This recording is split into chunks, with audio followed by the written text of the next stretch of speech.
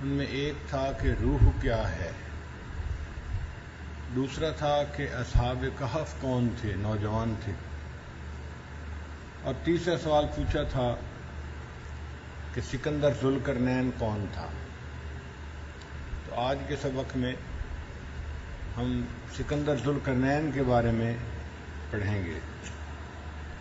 اللہ تعالیٰ ارشاد فرماتے ہیں وَيَسْأَلُونَكَ عَنْ ذِي الْقَرْنَيْنِ، اور یہ لوگ آپ سے ذوالقرنین کے بارے میں سوال کرتے ہیں۔ کل آپ فرما دیجئے سَأَتْلُو عَلَيْكُم مِّنْهُ ذِکْرًا، کہ میں ابھی تمہارے سامنے اس کا ذکر کرتا ہوں۔ اس کا نام تھا سکندر۔ بعض مفسرین نے ایک بندہ تھا سکندر مقدونی، اس کے بارے میں لکھا کہ شاید وہ سکندر ذوالقرنین تھا، مگر بہت سارے مفسرین نے اس کا انکار کیا، اس لیے کہ سکندر مقدونی جو تھا وہ ایک فاسق و فاجر آدمی تھا، جبکہ قرآن مجید میں سکندر ذوالقرنین کے بارے میں ہے کہ وہ ایک نیک آدمی تھا اور اللہ تعالیٰ کے ہاں مقبول درجہ رکھتا تھا۔ تو یہ ایک دوسرا ذوالقرنین ہے جس کا نام کہ سکندر تھا۔ کتابوں میں لکھا ہے کہ یہ ایک بڑھیا کا بیٹا تھا، ایک غریب گھر سے تعلق رکھنے والا تھا، اور یہ کوئی بادشاہ نہیں تھا، بلکہ نیکی کی وجہ سے اللہ نے اس کو دلوں کی بادشاہی عطا فرما دی تھی، اس لیے جہاں بھی ہوتا تھا لوگوں کے دل اس کی طرف کھنچتے تھے اور یہ گویا ان کا بادشاہ سمجھا جاتا تھا، ورنہ کوئی حسب نسب سے بادشاہ نہیں تھا، ایک اللہ کا نیک بندہ تھا۔ اس بارے میں بھی مفسرین نے لکھا ہے کہ یہ نبی تھے یا ولی تھے، تو اکثر مفسرین نے کہا کہ نبی نہیں تھے، اللہ کے ولی تھے۔ حضرت علی رضی اللہ عنہ سے پوچھا گیا کہ سکندر ذوالقرنین کون تھا، انہوں نے فرمایا کہ اللہ کا ایک نیک بندہ تھا اور اس کی نیکی کی وجہ سے اس کے اوپر اللہ کی خاص رحمتیں تھیں، یعنی اللہ نے اس کو اسباب کا علم بھی عطا کیا تھا اور اس کو اسباب مہیا بھی کیے تھے، اور ان کے لیے سفر کرنا اللہ نے آسان کر دیا تھا۔ بعض تفاسیر میں لکھا ہے کہ وہ بادلوں پہ سفر کرتے تھے، یعنی جیسے سلیمان علیہ السلام تھے، ان کا تخت ہوا میں اڑتا تھا، تو ان کو اللہ تعالیٰ نے ایسا ملکہ دیا تھا کہ بادلوں پہ سفر کرتے تھے۔ اب حقیقت حال کو اللہ بہتر جانتا ہے، لیکن کوئی ایسا سلسلہ ضرور تھا کہ جس میں وہ تیزی کے ساتھ ایک جگہ سے دوسری جگہ کا سفر کرتے تھے۔ ان کو کرنین کیوں کہتے ہیں؟ کرنین دو کرن والا، تو عام لوگ سمجھتے ہیں کہ شاید ان کے سر کے دو زخم تھے اور اس کو چھپانے کے لیے وہ امامہ باندھا کرتے تھے، اس لیے ذوالقرنین کہا جاتا ہے۔ بعض مفسرین نے کہا نہیں، کیونکہ انہوں نے مشرق کا سفر کیا آخری اینڈ تک اور مغرب کا سفر کیا آخری اینڈ تک، اور ان کو کرن کہتے ہیں، تو دو کرن کی وجہ سے اس کو ذوالقرنین کہتے ہیں، یعنی وہ بندہ جس کو اللہ تعالیٰ نے زمین کے دونوں سروں پر جانے کی توفیق عطا فرما دی۔ بعض نے کہا کہ نہیں، اللہ رب العزت نے اس کو گورے اور کالے ہر ایک کے اوپر ایک جیسا جو ہے وہ مقام عطا فرمایا تھا، لہذا ان کو کرنین کہا جاتا ہے۔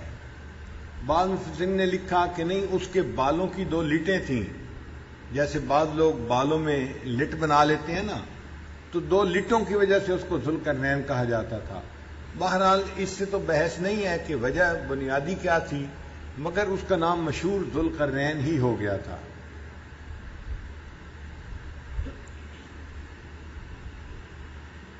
اللہ تعالیٰ فرماتے ہیں انا مکننا لہ فی الارض، ہم نے ذوالقرنین کو زمین میں حکومت دی تھی، یعنی بادشاہ نہیں تھا، لیکن جو فقیر لوگ ہوتے ہیں نا، اللہ والے ہوتے ہیں، وہ بے تاج بادشاہ ہوتے ہیں، وہ جہاں چلے جاتے ہیں لوگوں کے دلوں پہ حکومت کرتے ہیں، لوگ خود بخود ان کے بات ماننا اس کو پسند کرتے ہیں۔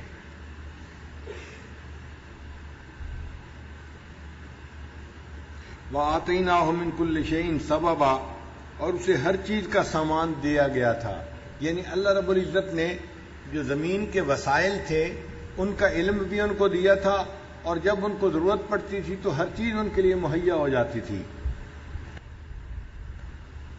فَأَتْبَعَ سَبَبًا، پھر وہ ایک راہ پر روانہ ہو گیا، حتیٰ اذا بلغ مغرب الشمس، حتیٰ کہ جب وہ سورج کے چھپنے کی جگہ پر پہنچا، وجدها تغرب فی عین حمیۃ ووجد عندها قوما، تو اس نے سورج کو ایک سیاہ چشمہ میں ڈوبتا ہوا پایا۔ اصل میں سمندر کے کنارے بندہ کھڑا ہو نا اور دور سے سورج کو ڈوبتا دیکھ رہا ہو تو یوں نظر آتا ہے کہ سمندر کے اندر سورج ڈوب رہا ہے، حالانکہ وہ سمندر کے اندر نہیں ڈوبتا، وہ تو دور ڈوب رہا ہوتا ہے، لیکن دیکھنے والے کو یوں لگتا ہے کہ سمندر کے اندر ڈوب رہا ہے۔ اس لیے فرمایا کہ جیسے کوئی دلدل والا تھا چشمہ اور اس کے اندر سورج ڈوب رہا تھا۔ مجھے اپنی زندگی میں ایک ایسی جگہ دیکھنے کا موقع ملا جس کو اینڈ آف دی ورلڈ کہتے ہیں، دنیا کا آخری کنارہ۔ لوگ لاکھوں روپے لگا کر وہاں جاتے ہیں اس کو دیکھنے کے لیے، اور اللہ نے ہم عاجز مسکینوں کو دین کی نسبت سے وہاں پہنچا دیا۔ اچھا، وہ ایک ایسی جگہ ہے کہ جہاں پر آگے سمندر ہے، اس کو کیوں دنیا کا کنارہ کہتے ہیں اس کی وجہ بھی سمجھ لیجئے کہ سورج عام طور پہ ایک طرف سے طلوع ہوتا ہے اور ایک طرف غروب ہوتا ہے۔ وہ ایسی جگہ ہے جہاں پر سال میں ایک دن ایسا آتا ہے کہ سورج غروب ہونے کے لیے آتا ہے اور غروب ہوتے ہوتے پھر طلوع ہونا شروع ہو جاتا ہے، رات نہیں ہوتی وہاں۔ تو چونکہ اس جگہ پر یہ منظر دیکھا جا سکتا ہے تو دنیا سے لاکھوں بندے اس دن خاص طور پر اس منظر کو دیکھنے کے لیے وہاں پہنچتے ہیں، اور اس جگہ کو دنیا کا آخری کنارہ کہتے ہیں کہ دنیا کا آخری کنارہ ہے جہاں پہ ہم سورج کو غروب ہوتے ہوئے اور طلوع ہوتے ہوئے آنکھوں سے دیکھ سکتے ہیں۔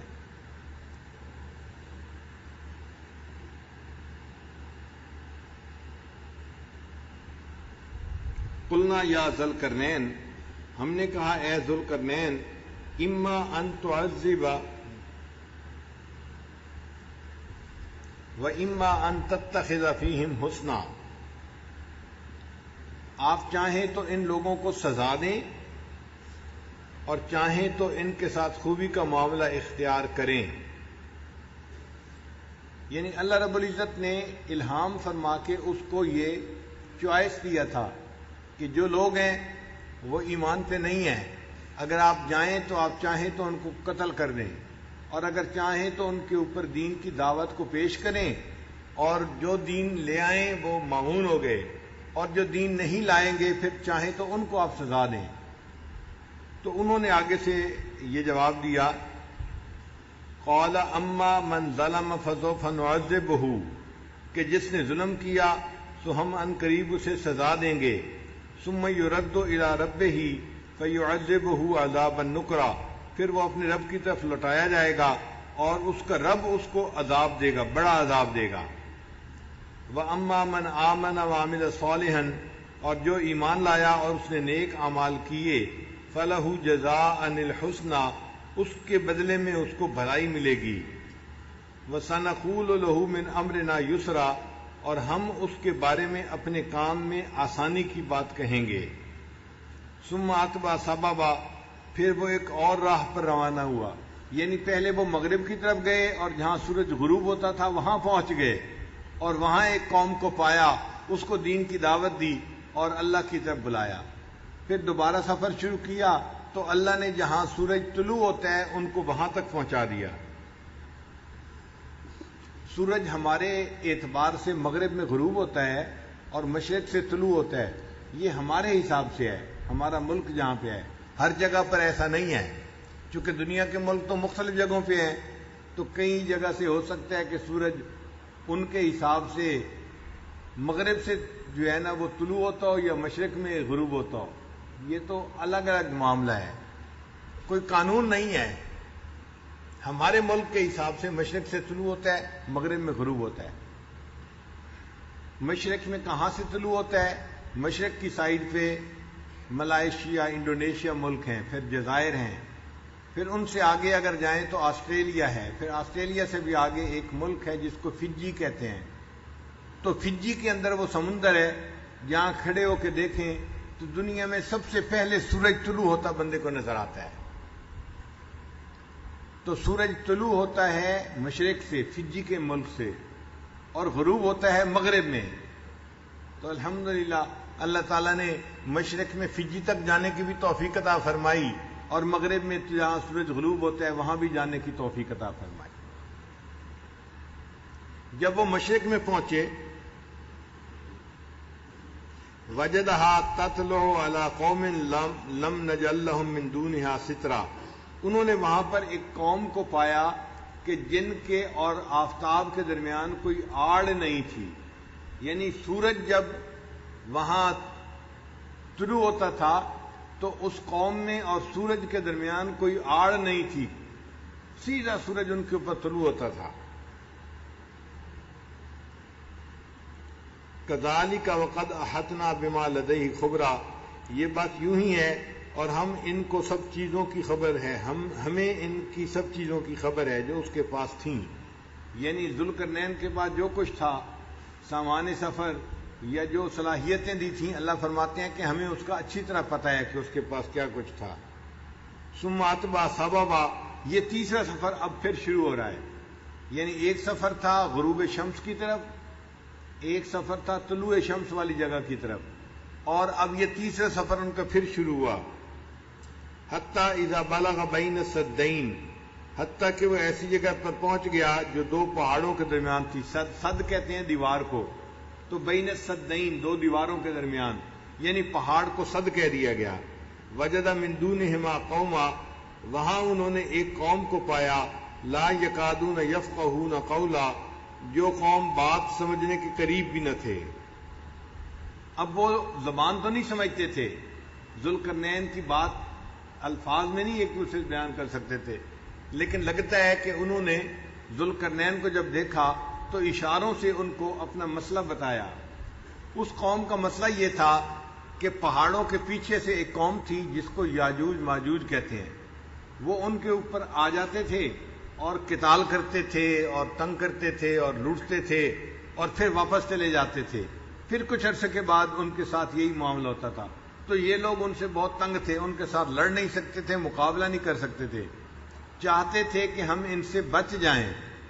جب انہوں نے سکندر ذوالقرنین کو دیکھا تو انہوں نے آ کے ان کو بتایا کہ جی ہمیں ان سے بچاؤ کا کوئی راستہ بتا دیں، ہم آپس میں پیسے جمع کرتے ہیں اور آپ کو پیسے دیتے ہیں تاکہ آپ ہمارا یہ کام کر دیں. چنانچہ انہوں نے کہا قالوا یا ذوالقرنین ان یاجوج و ماجوج مفسدون فی الارض، کہ یاجوج ماجوج زمین میں فساد مچاتے ہیں. فہل نجعل لک خرجا، کیا ہم اس شرط پہ مال جمع کریں؟ خراج سے خرج ہے. خراج کہتے ہیں کہ کسی کو مال دینا اس کی حکومت رہنے کی وجہ سے. الا ان تجعل بیننا و بینہم سدا، آپ ہمارے اور ان کے درمیان ایک آڑ بنا دیں. قال ما مکنی فیہ ربی، ذوالقرنین نے جواب دیا کہ میرے رب نے جو کچھ مجھے اختیار اور اقتدار عطا فرمایا ہے، خیر، وہ بہتر ہے. فاعینونی بقوت، سو تم قوت کے ساتھ میری مدد کرو. یعنی مجھے تمہارے مال کی ضرورت نہیں ہے، بلکہ تم بندے جو ہیں نا مل کے اس دیوار کے بنانے میں مجھے ہیلپ کرو. مجھے ہیومن ریسورسز کی ضرورت ہے، بندوں کی ضرورت ہے، اس میں تم میری ہیلپ کرو، مجھے تمہارے مال کی ضرورت نہیں ہے. اجعل بینکم و بینہم ردما، میں تمہارے اور ان کے درمیان ایک موٹی دیوار بنا دوں گا. آتونی زبر الحدید، میرے پاس لوہے کے ٹکڑے لاؤ، یعنی لوہے کی چادریں جیسے ہوتی ہیں نا ایسے میرے پاس لاؤ. حتیٰ اذا ساوا بین الصدفین، حتیٰ کہ جب دونوں سروں کے درمیان کو برابر کر دیا. قال انفخوا، تو حکم دیا کہ ان کو دھونکو. انہوں نے کیا کیا کہ پتھر کی بھی دیوار بنائی ایک سائڈ پہ اور اس کے ساتھ لوہے کی دیواروں کو بھی، لوہے کی جو چادریں تھیں نا ان کو بھی کھڑا کرتے گئے. اور جہاں لوہے کی چادروں کا جوڑ آتا تھا وہاں پر انہوں نے لکڑی کوئلے کو بھی رکھ دیا. جب پوری اس طرح دیوار بن گئی اس کے بعد انہوں نے کہا کہ اس آگ کو جلاؤ. تو وہ جو لکڑیاں تھیں یا کوئلے تھے ان کو جلایا گیا تو وہ اتنے گرم ہو گئے کہ پوری کی پوری جو لوہے کی چادریں تھیں نا وہ بالکل سرخ ہو گئیں گرم ہو کے. اب جب سرخ ہو گئیں گرم ہو کے انہوں نے کہا کہ مجھے اب پگھلا ہوا تانبا دو. چنانچہ پگھلا ہوا تانبا انہوں نے اس وقت انڈیلا تو جہاں جہاں جوڑ تھے وہاں تانبا جا کر بیٹھ گیا اور جو چادریں تھیں وہ آپس میں جڑ گئیں اور پوری لوہے کی ایک دیوار ہی دو پہاڑوں کے درمیان بن گئی۔ آج کے زمانے میں جو لوگ جانتے ہیں کہ لوہے کو جوڑنے کے لیے ویلڈنگ کا کام ہوتا ہے، وہ بھی یہی طریقہ ہے، کیونکہ گیس موجود ہے تو گیس کے سلنڈر ہوتے ہیں اور ان کے آگے آگ لگا دیتے ہیں تو ایک تیز شعلہ بن جاتا ہے، پھر اس شعلے سے لوہے کو گرم کیا جاتا ہے تو لوہے کی چادر سرخ ہو جاتی ہے، پھر ایک ویلڈنگ راڈ کہلاتا ہے، وہ تانبا ہی ہوتا ہے، اس تانبے کو پگھلاتے ہیں اور وہ لوہے کو ایک دوسرے کے ساتھ جوڑ دیتا ہے۔ یعنی آج کے دور میں جو کچھ سائنسی طور پہ کیا جاتا ہے، سکندر ذوالقرنین نے اپنے وقت میں موٹے انداز سے وہی کام کیا تھا کہ آگ جلا کے لوہے کو گرم کیا تھا اور پگھلا ہوا تانبا ڈالا تھا تو لوہا آپس میں جڑ کر ایک دیوار بن گیا تھا، مضبوط دیوار بن گیا تھا۔ حتیٰ اذا جعلہ نارا، حتیٰ کہ جب اس کو انہوں نے آگ بنا دیا، قال آتونی افرغ علیہ قطرہ، انہوں نے فرمایا کہ میرے پاس پگھلا ہوا تانبا لاؤ تاکہ میں اس پر ڈال دوں۔ فمستطاعوا ان یظہروہ وما استطاعوا لہ نقبا، سو وہ لوگ نہ چڑھ سکے اس کے اوپر نہ اس میں سوراخ کر سکے۔ اب جب یہ دیوار بن گئی تو جو یاجوج ماجوج تھے ان کے لیے اس دیوار کو توڑنا مشکل بن گیا، اس لیے اگر صرف پتھر کی ہوتی تو توڑ کے شگاف بنا لیتے، مگر وہ تو آگے سے لوہا بھی تھا، موٹی چادر تھی، اب لوہے کی چادر کو توڑنا تو ان کے بس میں نہیں تھا، لہذا وہ جہاں بند تھے وہیں پہاڑوں کے درمیان بند رہ گئے اور وہ ان لوگوں کے اوپر آ کر حملہ نہیں کر سکتے تھے۔ جب ایسا ہو گیا تو سکندر ذوالقرنین نے کہا ھذا رحمت من ربی، یہ میرے رب کی طرف سے ایک رحمت ہے۔ فاذا جاء وعد ربی، جب میرے رب کا وعدہ آ جائے گا، جعلہ دکا، تو اللہ تعالیٰ اس دیوار کو ٹکڑے ٹکڑے کر دیں گے، چورا چورا ہو جائے گا، یعنی جب اللہ کا امر ہوگا تو یہ لوہے کی دیوار ٹوٹ جائے گی۔ وکان وعد ربی حقا، اور میرے رب کا وعدہ حق ہے۔ وترکنا بعدہم یومئذ یموج فی بعد، اور ہم اس دن ان کو چھوڑ دیں گے، بعض میں گھستے رہیں گے، یعنی یاجوج ماجوج پھر کھلے ہو جائیں گے اور وہ چڑھ دوڑیں گے ان کی طرف۔ وجمعناہم جمعا، اور ہم سب کو ہی جمع کر لیں گے۔ وَأَرْدْنَا جَهَنَّمَ يَوْمَئِذٍ لِلْكَافِرِينَ عَرْضًا، اور چونکہ یہ واقعہ قرب قیامت کے قریب ہوگا تو یہاں سے قرآن مجید میں قیامت کا تذکرہ پھر شروع ہو گیا۔ اللہ فرماتے ہیں ہم اس دن کافروں کے سامنے دوزخ کو پیش کریں گے، الذین کانت اعینہم فی غطاء عن ذکری، کہ جن کی آنکھوں پر میری یاد سے غفلت کا پردہ پڑا ہوا ہے، وکانوا لا یستطیعون سمعا، اور وہ سن بھی نہیں سکتے، یعنی ہدایت کی بات سنتے بھی نہیں ہیں۔ اب اس کی صورتحال سن لیجئے، ہوگا کیا کہ نبی علیہ الصلوۃ والسلام نے فرمایا کہ جب قرب قیامت کا وقت آئے گا اس وقت یاجوج ماجوج کی وہ جو دیوار ہوگی وہ ٹوٹ جائے گی اور یاجوج ماجوج کھل پڑیں گے اور وہ پوری دنیا میں پھیل جائیں گے۔ اچھا، ان کی تعداد بہت زیادہ ہے، یوں سمجھیں کہ اگر باقی امت کا ایک بندہ ہے نا، اس کے مقابلے میں یاجوج ماجوج 1000 ہوں گے، تو باقی امت ایک بندہ اور اس کے مقابلے میں یاجوج ماجوج 1000 زیادہ ہوں گے۔ اب جب وہ نکل پڑیں گے تو وہ خوب فساد مچائیں گے۔ قرب قیامت کی نشانیوں میں سے ایک نشانی یہ بھی ہے کہ اللہ تعالیٰ دجال کو ظاہر کریں گے۔ یہ دجال ایک بندہ ہوگا، ایک آنکھ والا ہوگا، یعنی کانا ہوگا، اور یہ شام اور عراق کا جو درمیان کا علاقہ ہے نا، شام اور عراق کے درمیان کا علاقہ، وہاں سے ظاہر ہوگا۔ اس کے پاس کچھ قوت ہوگی، جیسے سائنسی قوت ہوتی ہے کہ یہ جس زمین کو حکم دے گا اس کی فصل بڑھ جائے گی، حکم دے گا بارش ہونی شروع ہو جائے گی، حکم دے گا تو ایک بندہ جو ہے مردہ وہ زندہ ہو جائے گا، حتیٰ کہ اس کے سامنے ایک بندے کے 2 ٹکڑے کر دیے جائیں گے اور یہ پھر اس بندے کو حکم دے گا تو اللہ اس بندے کو زندہ کر دے گا اور وہ بندہ زندہ ہو جائے گا، لیکن یہ ایک دفعہ ہی کر دے گا۔ وہ بندہ جب زندہ ہوگا وہ اس کو کہے گا کہ تو دجال ہے، میں تیری بات نہیں مانتا، اور یہ دوبارہ اس کو مارنے کے اوپر قادر نہیں ہوگا، چنانچہ وہ مومن جو ہے وہ اس کے ظلم سے بچ جائے گا۔ اور یہ ایک ایسا فتنہ ہوگا جو پوری دنیا میں جائے گا، اچھا دجال اس دنیا میں 40 دن رہے گا. کتنے دن رہے گا؟ 40 دن. مگر 40 دن کی مدت بہت ہوگی. نبی علیہ السلام نے فرمایا ایک دن ایک سال کے برابر ہوگا، ایک دن ایک مہینہ کے برابر ہوگا، ایک دن ایک ہفتے کے برابر ہوگا. یعنی دن جیسے لمبے ہو جاتے ہیں نا، ایسے لمبے دن ہو جائیں گے. تو کہنے کو تو 40 دن ہوں گے مگر ٹائم کافی ہو جائے گا.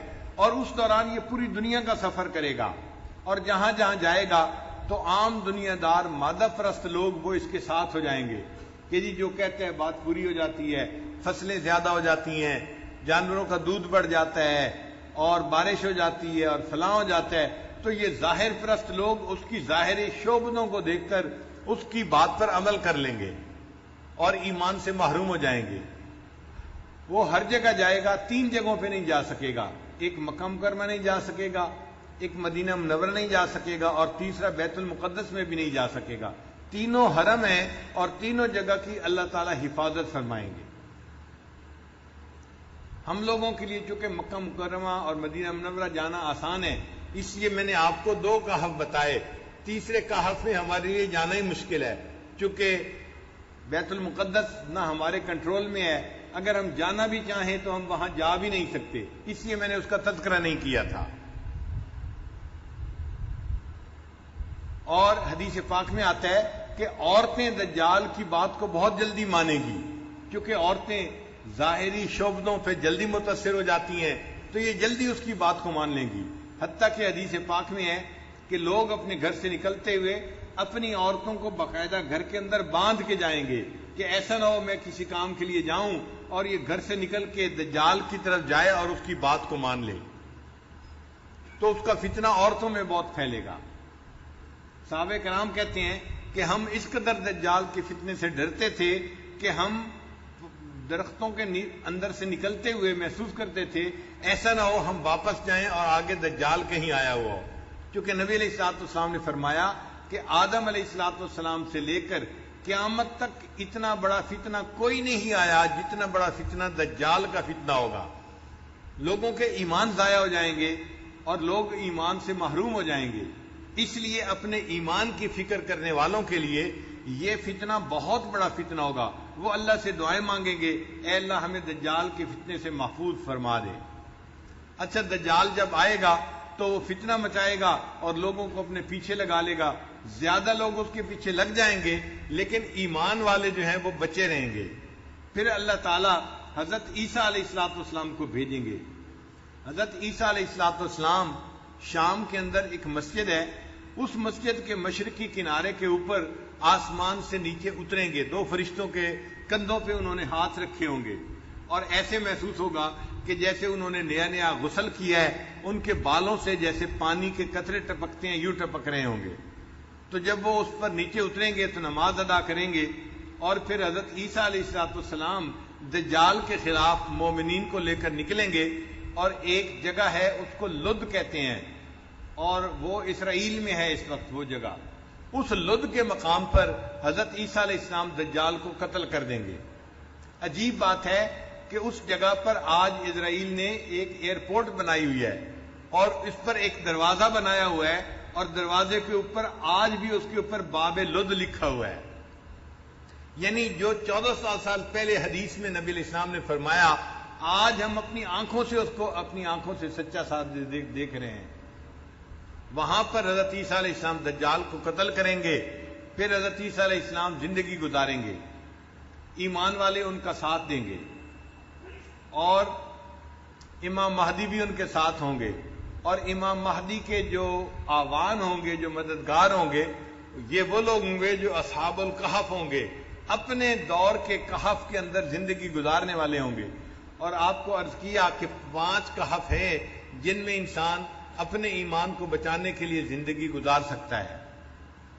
پھر ایک وقت آئے گا حضرت عیسیٰ علیہ السلام ان ایمان والوں کے ساتھ ہوں گے تو ادھر وہ جو دیوار بنی ہوئی تھی نا جو سکندر ذوالقرنین نے بنائی تھی وہ دیوار ٹوٹ جائے گی اور وہاں جو پہاڑوں کے اندر گھرے ہوئے یاجوج ماجوج ہوں گے یہ نکل پڑیں گے. یہ یاجوج ماجوج کون ہوں گے؟ یہ اولاد آدم میں سے ہی ہوں گے.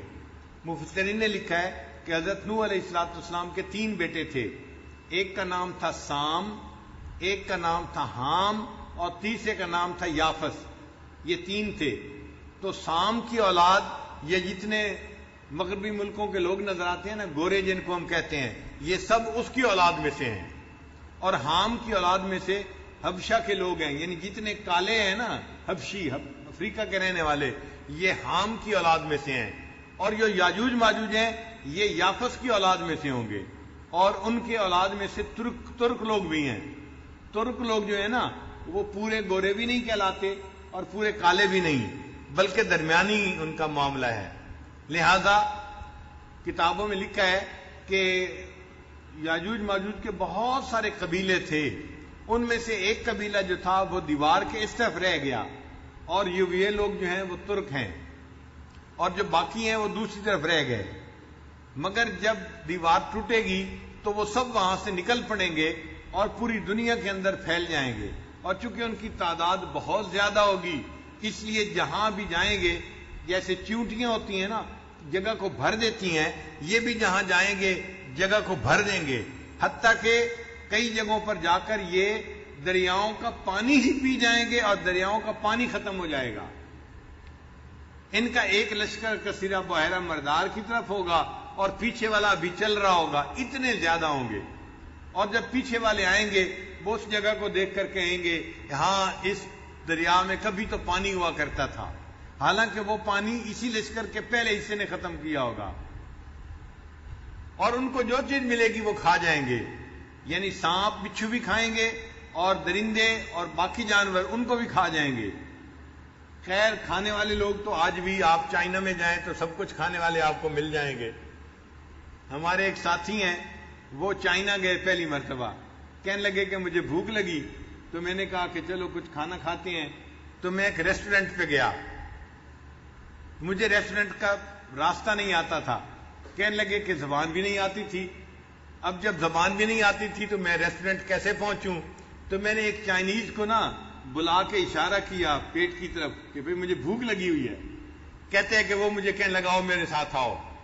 میں اس کے ساتھ گیا تو وہ مجھے بیت الخلاء لے کے گیا۔ میں کہہ رہا تھا کہ مجھے بھوک لگی ہے اور وہ سمجھا کہ شاید اس کو پیٹ میں تکلیف ہو رہی ہے، یہ فراغت حاصل کرنا چاہتا ہے۔ کہتے ہیں کہ وہ مجھے بیت الخلاء لے کے چلا گیا۔ وہاں جا کے پھر میں نے منہ کی طرف اشارہ کیا کہ بھئی مجھے کچھ کھانا ہے، مجھے ایسی جگہ لے کے جاؤ۔ پھر وہ مجھے ریسٹورنٹ پہ لے کے گیا، کہنے لگے وہاں ریسٹورنٹ پہ میں نے دیکھا کہ چوہے بھی پکے ہوئے ہیں اور پتہ نہیں مچھلیاں بھی، اور ہر چیز وہاں پر، سانپ بھی جو ہے نا انہوں نے بنائے ہوئے تھے۔ اور ان کا بہترین کھانا جو ہوتا ہے وہ بندر کا دماغ ہوتا ہے، وہ بندر کا دماغ بڑی اچھی ڈش کہلاتی ہے ان کے نزدیک، اور یہ بھی کھاتے ہیں۔ کہتے ہیں کہ میں نے پھر ایک جگہ دیکھا تو مجھے یوں لگا کہ بکرے کا گوشت پڑا ہوا ہے، تو میں نے کہا کہ اچھا میں یہ کھا لیتا ہوں۔ تو میں نے چائنیز سے پوچھا کہ بھئی یہ کس کا گوشت ہے؟ میرا خیال تھا کہ یہ بتائے گا کہ یہ بکرے کا گوشت ہے۔ کہنے لگا جب میں نے اس کو پوچھا تو آگے سے وہ کہنے لگا وہ پتہ چلا یہ کتے کا گوشت تھا جو اس نے پکایا ہوا تھا۔ تو ایسی بھی قوم ہے جو کتے کا گوشت بھی کھاتی ہے، جو چوہے بھی کھاتی ہے، سانپ بھی کھاتی ہے، بندر بھی کھاتی ہے۔ تو ایسے گوشت کھانے والے قومیں تو آج بھی دنیا میں موجود ہیں، اور یاجوج ماجوج تو ہر چیز کو کھا جائیں گے، لکھا ہوا ہے مفسرین نے۔ خیر جب وہ کھائیں گے تو حضرت عیسیٰ علیہ السلام ایمان والوں کے ساتھ ہوں گے، اور وہ تھوڑے ہوں گے، یاجوج ماجوج کا مقابلہ کرنا ممکن نہیں ہوگا۔ تو ان کو الہام ہوگا کہ ایمان والوں کو لے کر آپ کو حتور پر چلے جائیے، تو وہ سارے ایمان والوں کو لے کر اس وقت کو حتور کے اوپر چلے جائیں گے اور وہاں پر محصور ہو جائیں گے، جیسے بندہ کسی جگہ جا کے بند ہو جاتے ہیں نا، ایسے بند ہو جائیں گے۔ ارد گرد کی تمام زمین کے اوپر یاجوج ماجوج کا جو ہے وہ دورہ ہوگا، ان کی حکومت ہوگی، لیکن وہ ایمان والوں کو نقصان نہیں پہنچا سکیں گے۔ اللہ کی شان دیکھیں کہ جب وہ پوری دنیا کو ایک طرح سے فتح کر لیں گے نا، تو پھر یاجوج ماجوج سوچیں گے کہ ہم اب آسمان کی جو ہے نا مخلوق اس کو بھی فتح کرتے ہیں۔ ان کے پاس تیر ہوں گے، وہ تیر چلائیں گے۔ مفسرین نے لکھا کہ ان کے تیر جو ہوں گے وہ خون میں ڈوبے ہوئے واپس آئیں گے۔ جب واپس گریں گے تو یہ محسوس ہوگا کہ جیسے کسی کو لگے ہیں اور واپس آ کے گرے ہیں، مگر وہ جو خون ہوگا وہ ایسا ہوگا کہ اس میں ایک وائرس ہوگی اور وہ وائرس اس میں پھیل جائے گی یاجوج ماجوج کے درمیان، چنانچہ ان کی گردن کے اوپر کچھ گلٹیاں بننی شروع ہو جائیں گی، اور اس کی وجہ سے، وائرس کی وجہ سے یاجوج ماجوج ساری کی ساری قوم ایک ہی وقت میں مر جائے گی، اور وہ اتنے زیادہ ہوں گے کہ زمین کے اوپر چند گز کی زمین بھی خالی نہیں ملے گی، ہر جگہ پر یاجوج ماجوج کی لاشیں پڑی ہوں گی۔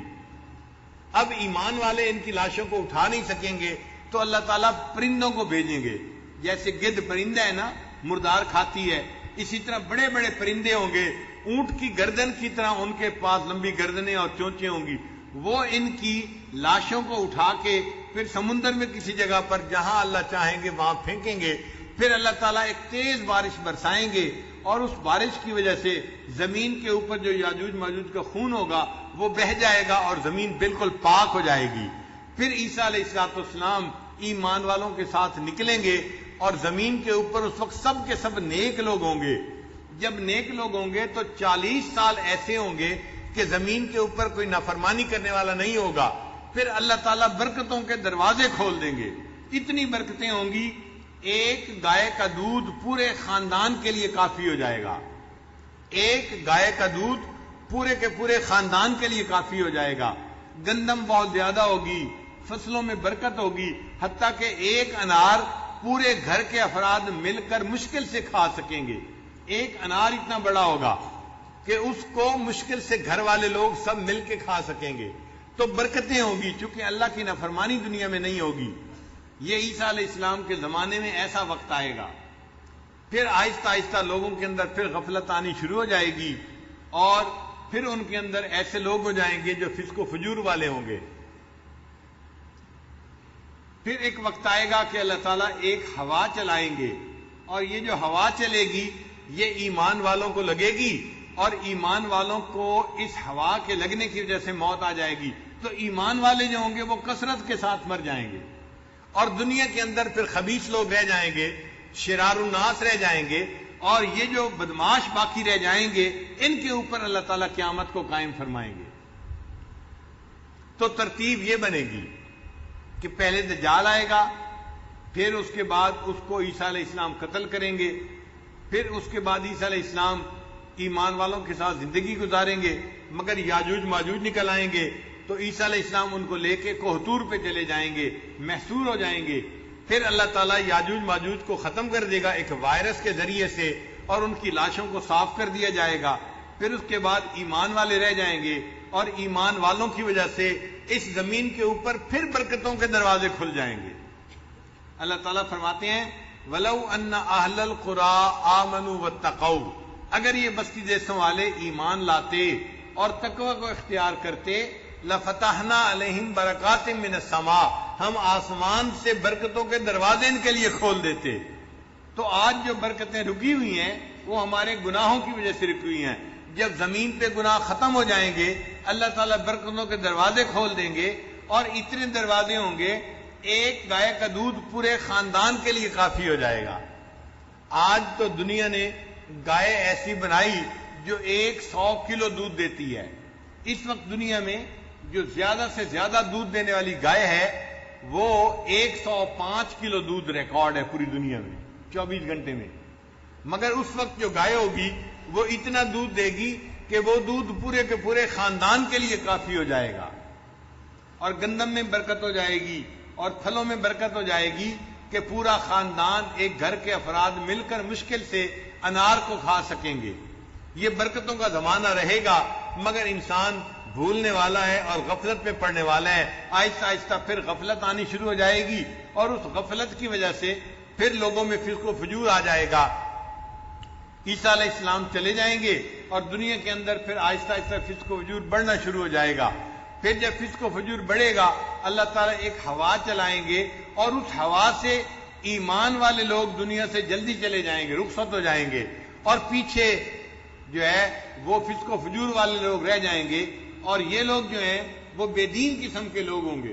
حدیث پاک میں آتا ہے کہ اتنے بے دین ہوں گے کہ ان کے اندر ذرا بھی شرم و حیا نہیں ہوگی، حتیٰ کہ ایک جگہ پر کچھ لوگوں کا مجمع ہوگا اور ایک عورت اس مجمع کے قریب سے گزرے گی تو مجمع کا ایک بندہ اس عورت کے ساتھ بدکاری کرے گا وہیں پر سب کے سامنے، پورے مجمع میں ایک بندہ بھی ایسا نہیں ہوگا جو ان دونوں کو یہ بات کہے کہ تم کہیں اوٹ میں چلے جاؤ، اتنا کہنے والا بھی کوئی نہیں ہوگا. یعنی شرم و حیا رہے گی نہیں، وہ جانور کی طرح ہوں گے. جیسے جانور سب کے سامنے ایک دوسرے کے ساتھ ملاپ کر لیتے ہیں، یہ انسان بھی جانوروں کی مانندے ہوں گے، اور وہ بھی اسی طرح بے حیا انسان ایک دوسرے کے سامنے یہ بدکاریاں کرتے رہیں گے، ان کو کوئی پرواہ نہیں ہوگی. پھر ان بدکاروں کے اوپر اللہ تعالیٰ کی قیامت کو قائم فرمائیں گے اور قیامت آ جائے گی. اس لیے حدیث پاک میں فرمایا کہ قیامت شرار الناس کے اوپر قائم ہوگی.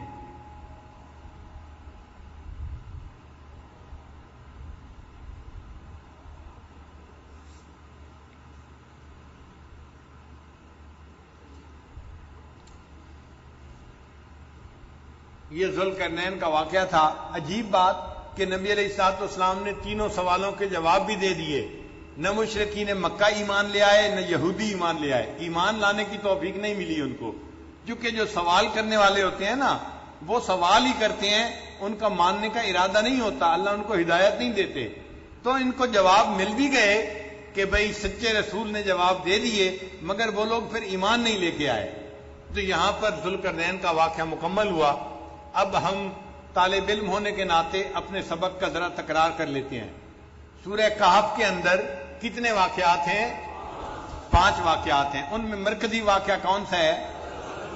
حضرت آدم علیہ السلام کا واقعہ ہے، جس میں شیطان کا بھی تذکرہ کیا گیا کہ کس طرح اس نے دھوکہ دیا اور ان کو جنت سے نکلوایا اس نے، اور شیطان اللہ تعالیٰ کا دشمن بن گیا